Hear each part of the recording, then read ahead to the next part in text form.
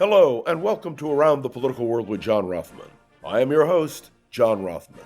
If you're a fan of the show, make sure to hit the follow button on the top right of Apple Podcasts, Spotify, or wherever you are listening at this very moment.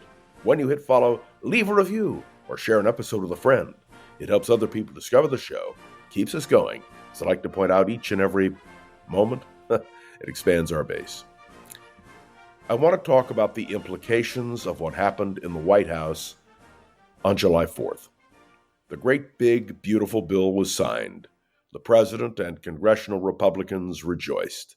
And of course, the Democrats said this is a disaster. My question this morning is, what are the implications of major cuts? That's right, because Trump's great big beautiful bill had and has major cuts in it. And of course, many cuts were implemented before the passage of this bill by Elon Musk and his organized effort to reduce federal spending. And so I turned my attention to what happened in Texas. And the news just made evident this morning that the girls at the camp are evidently dead, as are their counselors. And the feeling that maybe, just maybe, if NOAA, our National Weather Alert Operation, had been staffed properly, that maybe this wouldn't have happened. Of course, the argument is made it was going to happen inevitably because the flood was going to happen no matter what happened, and I understand all that. But do you understand for every action, there is a reaction? For all of the cuts that are being implemented on so many levels, we are going to feel the impact of those cuts. Hopefully, without massive tragedy. But then comes the question, as tragedy most assuredly will ensue, and I believe that with all my heart, tragically, how do we then justify major cuts? I know we want to save money. We want a balanced budget. We want, we raised the national debt by $3 trillion, and we want a balanced budget? There is something wrong. And the impact of these cuts and the impact of the great big beautiful bill is going to be felt. We are told that regional hospitals are going to have to close. No funding. What will the implications be for the health of America? Will it cost us more, in fact, in lives and in jobs? These are issues which need to be addressed, even though it appears now that it's too late. Think about the cuts that have taken place in energy. That's right, in energy. We have eliminated those tax breaks for people who were turning to electric power and those who are buying motor vehicles that are electric rather than gas-driven, and so many other levels. And yet, we are told that even with the subsidies for this energy being eliminated, it's okay. Although I'm looking at the weather, I'm looking at global warming, I'm looking at what's happening in Europe, I'm looking at what's happening here in the United States of America, and I'm wondering, are we accelerating this terrible tragedy of global warming? Now, I know a lot of you are saying, well, that's the long term. We want to deal with the short term, with the tax cuts and tax cuts. The wealthy are going to get tax cuts, no question about it. But what about the people who don't have money? They're going to have cuts too. Cuts in services, cuts in benefits.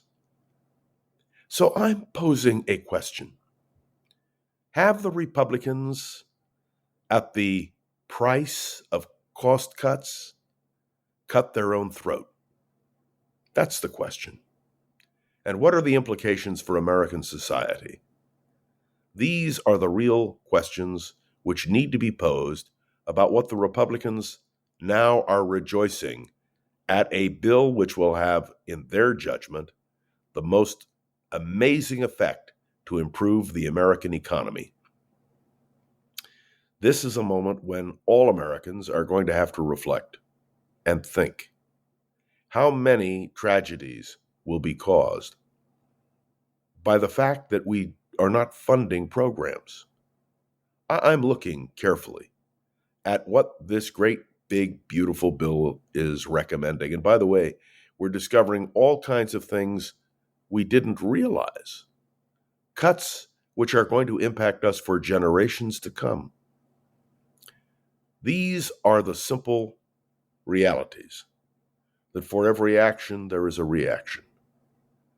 So while the Trump administration and its acolytes rejoiced at the signing of the bill on Friday, July 4th, will it become a day of infamy in which most Americans not only did not benefit, but most Americans suffered the consequences? This is the question I'm asking today.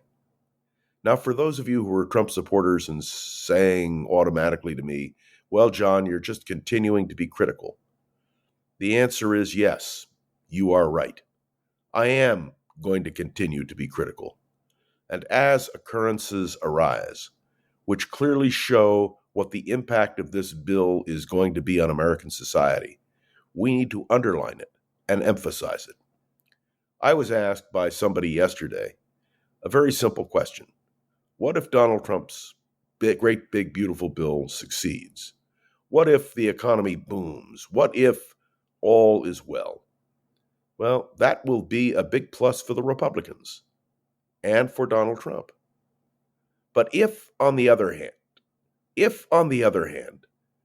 there is what I consider to be an inevitable lapse in support for the American people, cuts in Medicaid, cuts in simple, direct services to the American people, my friends, there will be hell to pay.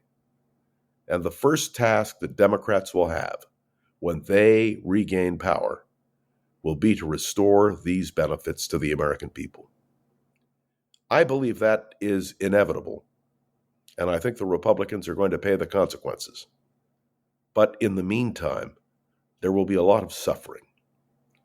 As I look at the families in Texas and the tragedy which, well, continues to unfold there, I continue to think about a simple fact. If all of NOAA, all of our weather alert, had been up to par, if there had not been this lapse, might it have made a difference for those whose lives have been lost? It's something to think about as we proceed through this week. Thanks for tuning into another episode of Around the Political World with John Rothman.